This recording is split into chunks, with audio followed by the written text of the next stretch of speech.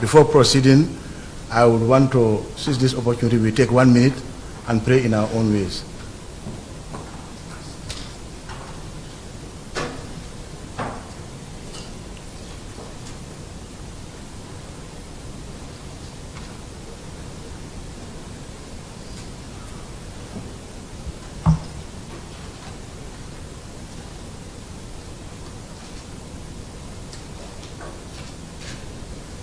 Amen.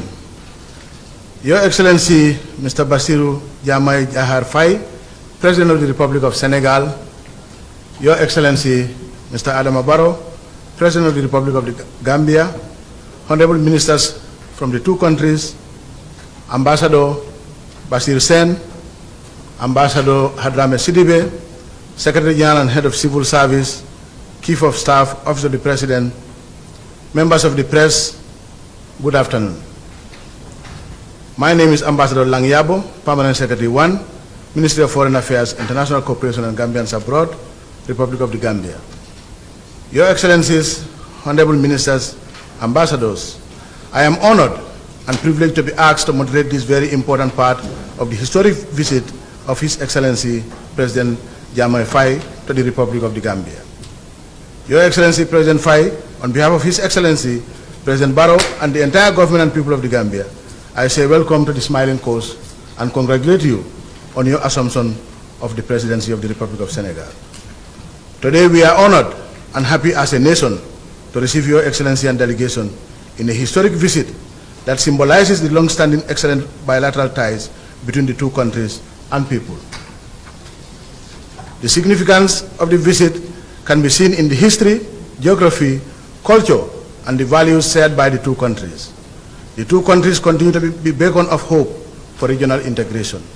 Therefore, as the two countries continue their efforts in strengthening the culture of democracy and giving hope in fast-tracking regional integration within the ECOWAS sub-region, we are convinced beyond doubt that the visit will further cement the strong bonds that binds the two countries and their people. Your Excellencies, Honorable Ministers, Ambassadors, distinguished ladies and gentlemen, as the two countries forge ahead in giving new impetus to the long-standing strong bilateral ties, we remain hopeful that the two countries will continue to champion the maintenance and sustenance of peace, security, and development. Today we are gathered here to join our two leaders to reaffirm our commitment to the mutual issues that binds us together, and to demonstrate that the visit culminated in the production of a joint communique, which I will have the singular honor to call on the two foreign ministers of the Republic of Senegal and the Republic of Gambia to have the honor to read the joint communique. On that note, I have the honor to call on my minister, Honorable Dr. Mamadou Tangara, to read the joint communique. The English version of the joint communique.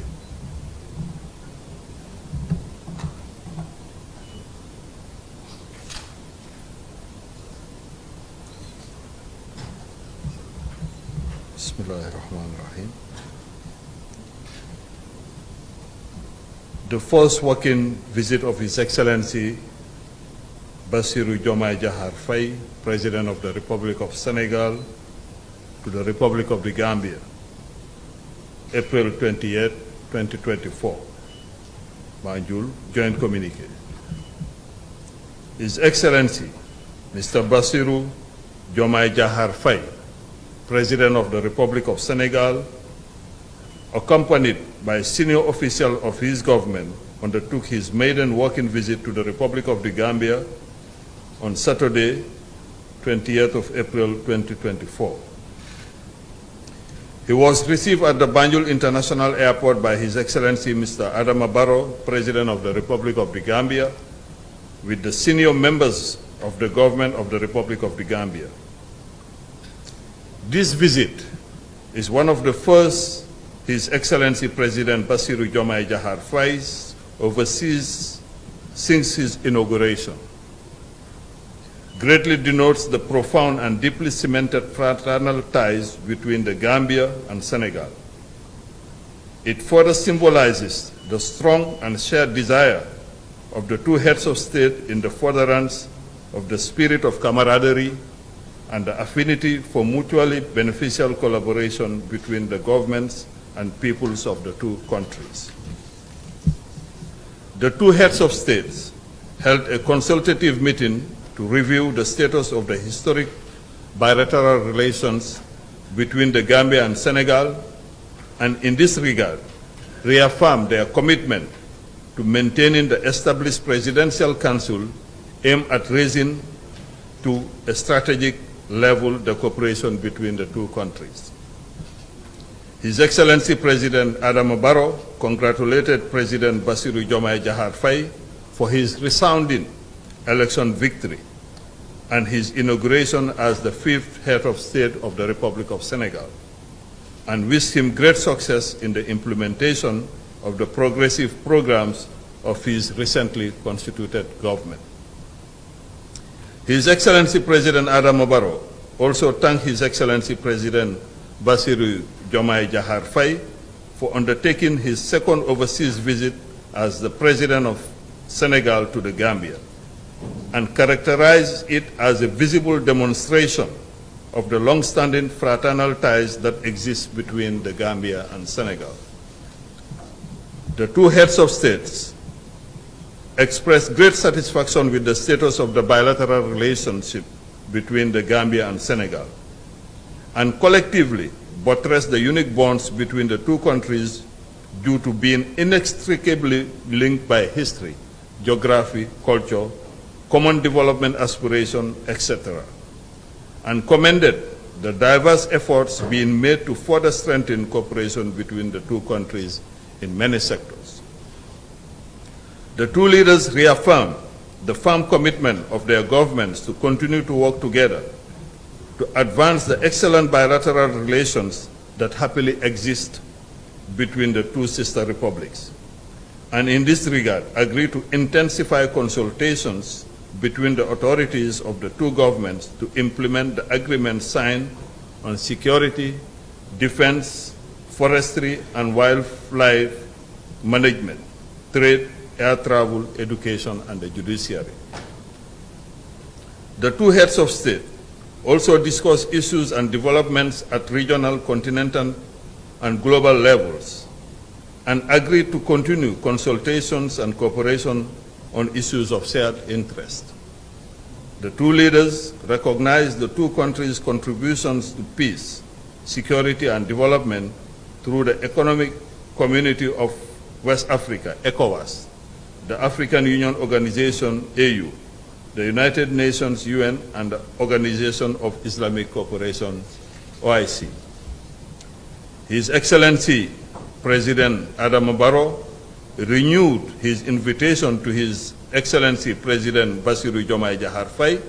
for the 15th OIC Summit to be held on 4th and 5th May 2024 in Banjul, and thanked the government and people of Senegal for the support provided to ensure successful hosting of the summit. His Excellency President Bassirou Diomaye Diakhar Faye expressed appreciation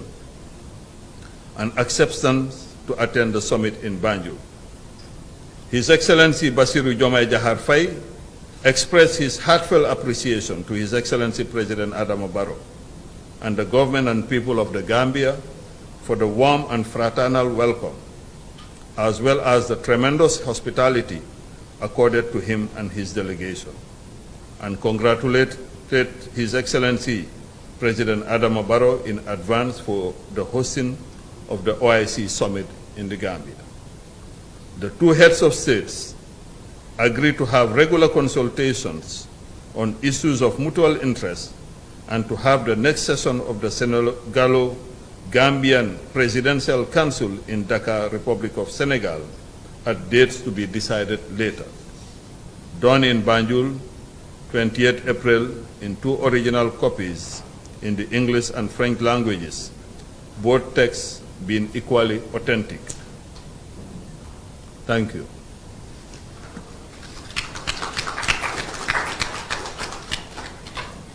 Thank you very much, Honorable Minister. I now have the honor to call on Her Excellency, Madam Yacine Fall, the Minister of Foreign Affairs of the Republic of Senegal, to read the communique in French. Ma, you have the floor.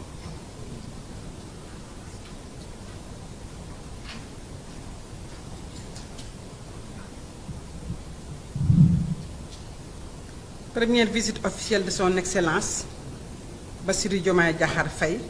président de la République du Sénégal en République de Gambie, le 20 avril 2024 à Banjul. Communiqué conjoint. Son Excellence, M. Bassirou Diomaye Diakhar Faye, président de la République du Sénégal, accompagné de hauts fonctionnaires de son gouvernement, a effectué sa première visite officielle en République de Gambie le samedi 20 avril 2024. Il a été accueilli à l'aéroport international de Banjul par son Excellence M. Adama Barrow, président de la République de Gambie, accompagné des membres du gouvernement de la République de Gambie. Cette visite est l'une des premières effectuées par son Excellence le président Bassirou Diomaye Diakhar Faye depuis son investiture et souligne l'importance des liens fraternels profonds et étroits entre la Gambie et le Sénégal. Elle symbolise en outre le désir profond et partagé des deux États, des deux chefs d'État, de promouvoir l'esprit de camaraderie, d'affinité pour une collaboration mutuellement bénéfique entre les gouvernements et les peuples des deux pays. Les deux chefs d'État se sont entretenus sur l'état des relations bilatérales historiques entre la Gambie et le Sénégal et à cet égard ont affirmé leur engagement à maintenir le conseil présidentiel établi en vue de porter à un niveau stratégique la coopération qui existe entre les deux pays. Son Excellence, le président Adama Barrow, a félicité le président Bassirou Diomaye Diakhar Faye pour sa victoire électorale retentissante et son investiture en tant que 5e chef d'État de la République du Sénégal. Il lui a souhaité beaucoup de succès dans la mise en œuvre des programmes novateurs de ce gouvernement récemment constitué. Son Excellence, le président Adama Barrow, a également remercié son Excellence le président Bassirou Diomaye Diakhar Faye d'avoir effectué sa deuxième visite à l'étranger en terre gambienne et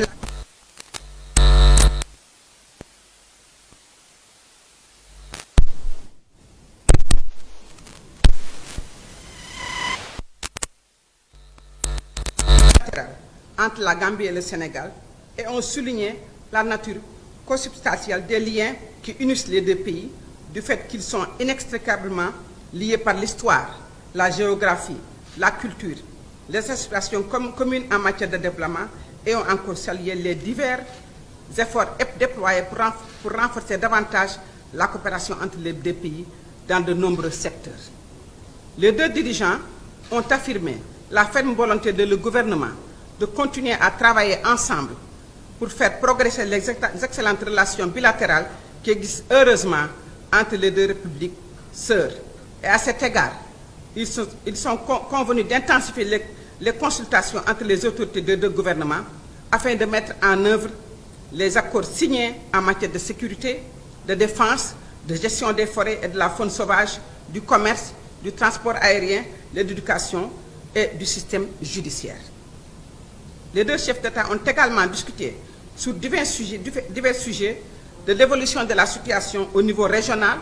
continental et mondial et se sont convenus de poursuivre les consultations et la coopération sur les questions d'intérêt commun. Les deux dirigeants ont reconnu les contributions des deux pays à la paix, à la sécurité et au développement par le biais de la communauté économique des États de l'Afrique de l'Ouest, CEDEAO, et de l'Organisation de l'Union africaine, des Nations Unies, de l'Organisation de la coopération islamique, etc. Son Excellence le président Adama Barrow a renouvelé son invitation à son Excellence le président Bassirou Diomaye Diakhar Faye pour le 15e sommet de l'Organisation de la coopération islamique qui se tiendra le 4 et 5 mai 2024 à Banjul et a remercié le gouvernement et le peuple sénégalais pour le soutien apporté afin d'assurer le succès de l'organisation du sommet. Son Excellence, M. Bassirou Diomaye Diakhar Faye a exprimé son appréciation et son acceptation de participer au sommet de Banjul. Son Excellence le président Bassirou Diomaye Faye a exprimé aussi ses sincères remerciements à son Excellence le président Adama Barrow au gouvernement et au peuple de la Gambie pour l'accueil chaleureux et fraternel, ainsi que l'extraordinaire hospitalité qui lui ont été accordées, ainsi qu'à sa délégation, et à féliciter son Excellence le président Barrow à l'avancée déjà réalisée pour l'organisation du sommet de la coopération islamique. Les deux chefs d'État sont convenus de se consulter régulièrement sur les questions d'intérêt mutuel et de tenir la prochaine session du Conseil présidentiel sénégalo-gambien à Dakar, en République du Sénégal, à des dates qui seront fixées ultérieurement. Fait à Banjul, le 20 avril 2024, en 2 exemplaires originaux en langue française et anglaise, les deux textes faisant également foi pour la République du Sénégal et pour la République de Gambie. Merci.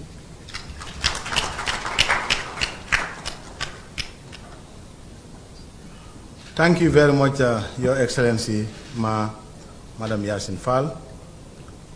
Your Excellencies, distinguished ladies and gentlemen, we have come to the end of this part of the visit, and I will seize this opportunity on behalf of His Excellency President Barrow to welcome you all once again and to invite you to take part in a luncheon that he hosted in honor of his brother, His Excellency Mr. Basiru Jamai Jahar Faye and delegation. Thank you.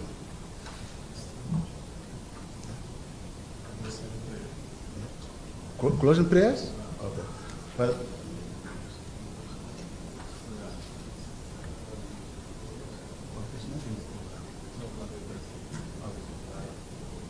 Well, there is a slight change in the program. We want to give the opportunity to their excellencies to say a few words to the gathering.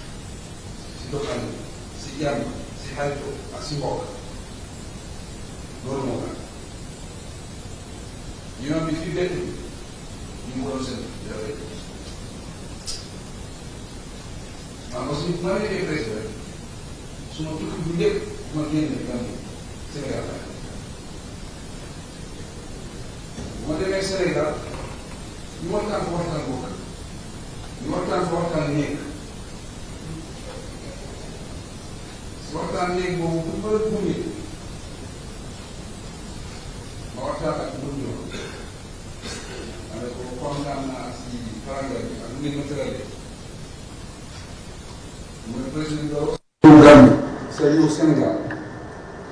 ñun kontaan nañu bu rëy la si wax benn wax boo xam ne dañ ko marqué ba tey ñu ko fàtte mu ne ma su nekkee programme am na Sénégal président yi ñëw soo ñëw Gambie dinañ laaj si lu ko Gambie ñëw mu ne su nekkee président Amérique ñëw kenn laaj kon yow sa ñëw mënuñu naan benn programme dana ko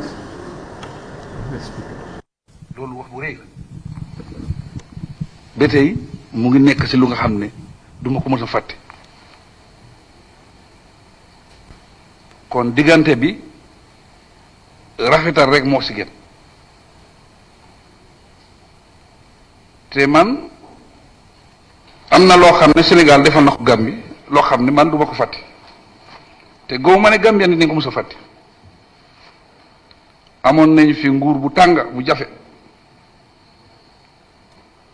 nekk lu metti ci ñaari fukki at ak ñaar bu moo jeex pour mu jeex ci jàmm Gambie amaat boppam ci jàmm Sénégal daf ci play rôle bu réer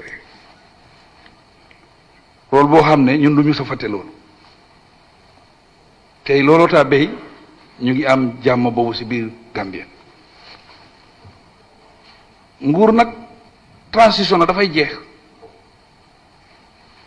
foog ne sa nguur du jeex da ngay nax sa bopp bu ko am na ñu la jiitu woon seen nguur jeex na am na ñu jëloon indépendance pan africaniste lañ xeex ba ñu jot suñ bopp waaye dem nañ kon aussi ñun dinañ dem ku nekk da nga war a sóolaare loolu su nekkee sóolaale ko nag da ngay demee xel nga def lu baax yow soo demee sa lu baax boobu dafay des du dem dafa important mooy léegi bés dina ñëw ñu ne former président Barrow former président Bassirou Diomaye Faye loolu dina am waaye po yu nga xam ne defar nañ ko liggéey yu nga xam ne defar nañ ko yoon yuñ defar yooyu mun na fee compter téeméeri at loolu du jeex kon loolu moo gën a am solo kon maa ngi dalal suma rakkat di dalal président di ko wax ne Gambie dina continuer di liggéey ak moom si jàmm si njëkk ak trang tey rek maa ngi nekk ak capitaine Diop mu fàttale ma mu ne ma yow yaa day wax boobu mu ne ma soo amee gan bu njëkk suñ maam yi politiciens yu mag la ñu woon da ngay am gan nga teral sa gan bi nga wàcce sa lal sa gan fanaan si sa kaw lal waaye taxut ne moom mooy moom sa kër waaye terangal du ko fàtte loolu lu am solo la kon jàmm rek moo xëj diggante Gambie ak Sénégal bu ambassadeur Sène ñëwee present letters of credential ñu làkk olof ma ne ko amut fenn fii rek la am waaw ma ne doo dem fenn nga joxe sa lettre ñu làkk la olof fii rek kon loolu unique soo nekkoon Amérique ngay dox nekk si boos wala nekk si train nga dégg nit làkk olof rek dafay nekk sa mbokk si saasi xam nga ko xamuloo ko di nga wax amoo bu sa mbokk la kon làkk boobu dafa important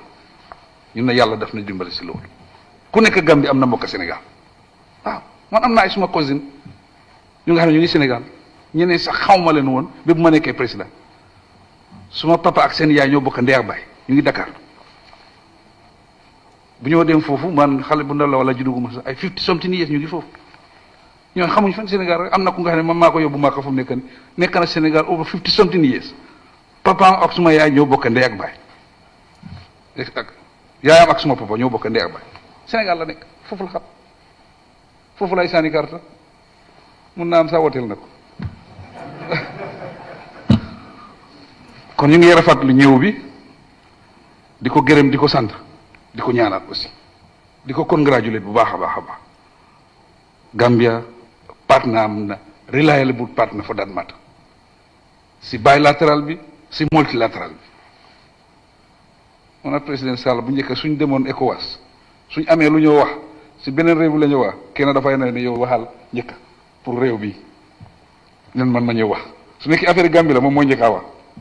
mu affaire Gambie den man ma ñëw wax nekk affaire Sénégal daf maay wax yow njëkkal wax lii mooy mbokk am bés ñu ngi si meeting bi former président yaa am gaañu mu ngi nekk Équatorial Guinée gars yi téléphone président équatorial Guinée ñu wax ko ne kii yaam gaañu na waaye dafa bëgg pour mu ñibbi Gambie te président Gambie na ngi nekk foofu dafa bëgg pour nga dem wax moom pour mu nangu yaam ñib si fii pour ñu suul ko fi buñ ko waxee mu dem jël président Issoufou président Alassane Ouattara ak président Nana mu wax leen ko ñooñu waxtaan nga ndaje boo gis rek am na koo xam ne dafay muus Issoufou mu ne leen lii jarul ñun ñu dem jël si président Barrow mbokkaam maa ngi fi xaritam maa ngi fi magam maa ngi fi mooy président Sall nañ ko président Sall rek jeex ñu wax ko président Sall mu ooma si boor ñu ci taxaw mu wax ma affaire bi kon gis nga mbokk ñoom ñooy senior président lañ ñoo ñu jiitu si office waaye ñu xalaat bi ñu waxtaan ko mu jeex mu sotti mbokka moo mel noonu kon jërë ngeen jëf ñu ngi leen di gërëm di leen sant.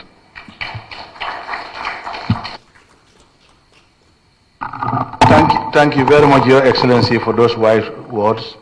I now have the honor to call on His Excellency, Mr. Basiru Jamai Jahar Faye, to make his intervention. Your Excellency, you have the floor. Assalamu alaikum wa rahmatullah. Président Barrow, maa ngi lay nuyu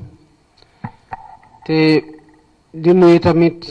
kilifa yi nga xamante ne ñoom nga bokkal jeetaay gi di nuyu tamit ñi nga xamante ne ànd na ak ñoom te xëy na ni ñu bind seen tur ci seen kanam moo tax xam naa dina bàyyi bañ leen présenté waaye leer na ma ne jot nañoo jokkoog seeni naataango yi nga xamante ne ñoom la ñu nar a bokkal liggéey gi di la nuyu di la sant ñaari yoon tamit di la sant ci déplacement bi nga def ci bi may def sama prestation de serment ngir gën a màggal bés bi gën ko taaral te su ma la sante mel na ni peuple sénégalais yëpp sant na la ci ndax seen bés la woon di la sant tamit ci dalal gi nga xamante ne dalal nga ñu ko fii Gambie te du rek teertuñu ak lu mu àndal waaye fi ñu jaar yëpp ci yoon wi gis nañu suñu mbokk yi lañ fi fekk si suñuy xarit lañ fi fekk si ñi bokk ci ñun ñoom lañ fekk si li nga wax sànq balaa nga koy gën a remarqué rek nga delluwaat gannaaw ci li jiitu maanaam bi nga waxee ne fii rek laa mën a ñëw ci rencontre officielle ci ndaje officiel ñuy waxtaan ci wolof bu dul woon kalaama gi ñuy njëkk a làkk ci bu ñu doon lire communiqué bi li ko waral ci gannaaw kon duñu wax Gambie wax Sénégal dañuy wax Sénégal bi mu doon benn réew waaye alhamdulilah gannaaw bi askan yi bàyyee lool ci gannaaw bañ ku leen féewale doonte ñaari dëkk la ndax noonu la ko yàlla dugale ci histoire ak ci ñi nga xamante ni ñoo ñu fekk si bu mel ni ñi ñu bëggoon xaajale waaye askan wi continuer doon benn bañ a xool frontière bañ a xool drapeau xam ne ni nga ko waxee ne say rakk ak ñeneen ñi say mbokk ñoo nekk ci beneen côté bi fii tamit ay sénégalais rek fi nekk fii ay gambien rek fi nekk kon frontières yi amul solo ci ñun drapeau yi amul solo ci ñun li am solo mooy ni askan yi dugalante ak nu ñuy jëfalante kon bi ma la sante ci ñaar yi dama teg rek cant gi askanu Sénégal ak man mi leen jiite tey di sant askanu Gambie di ko jaarale ci yow mi nga xamante ne yow la fi yàlla teg di rafetlu tamit taxawaay bi nga am ci relation Sénégal Gambie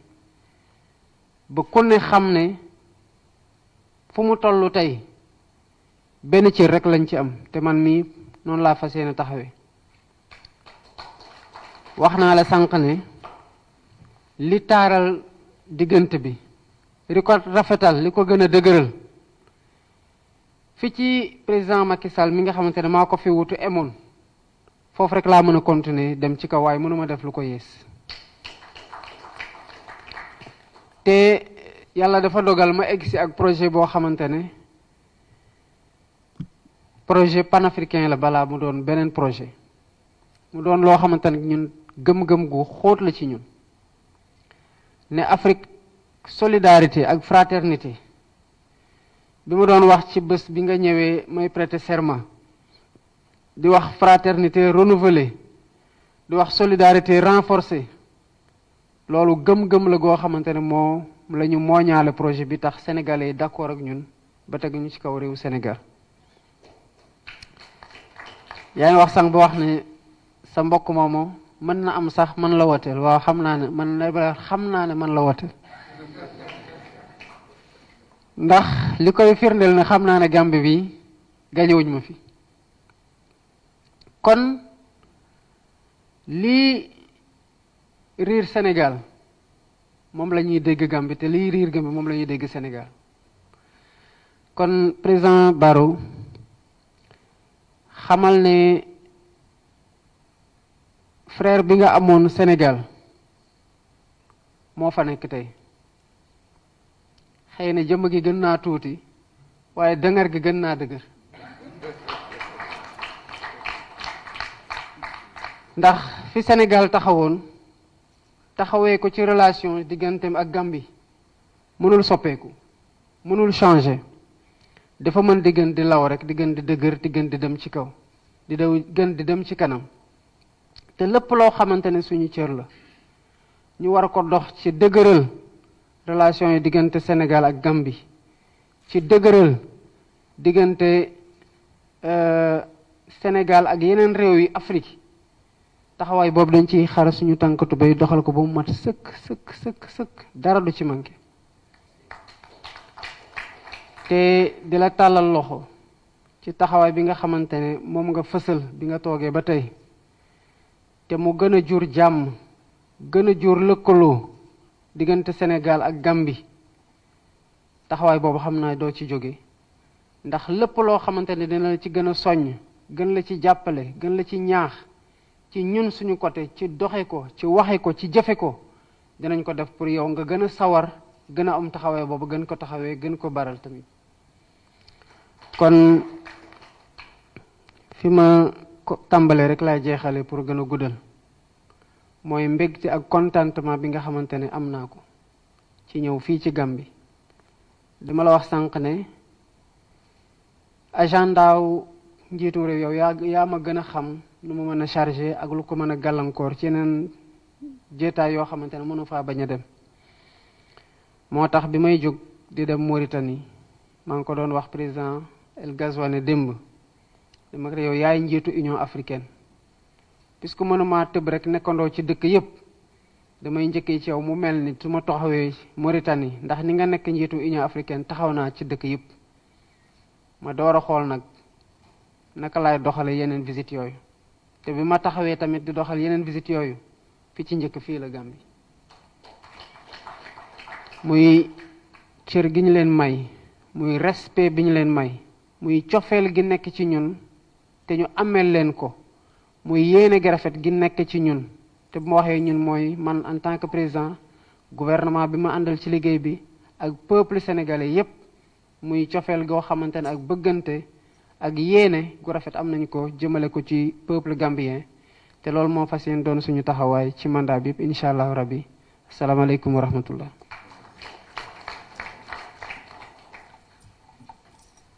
Thank you very much, Your Excellency, honorable ministers, ambassadors, colleagues. I think we all had our two leaders together. And I have no doubt that as relationship managers, all of us will do all what it takes to ensure that we materialize their vision for the people of the Republic of the Gambia and the Republic of Senegal.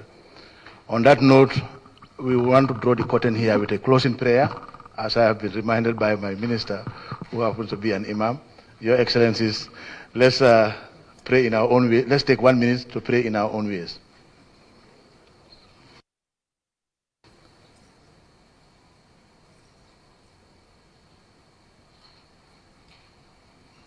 Amen.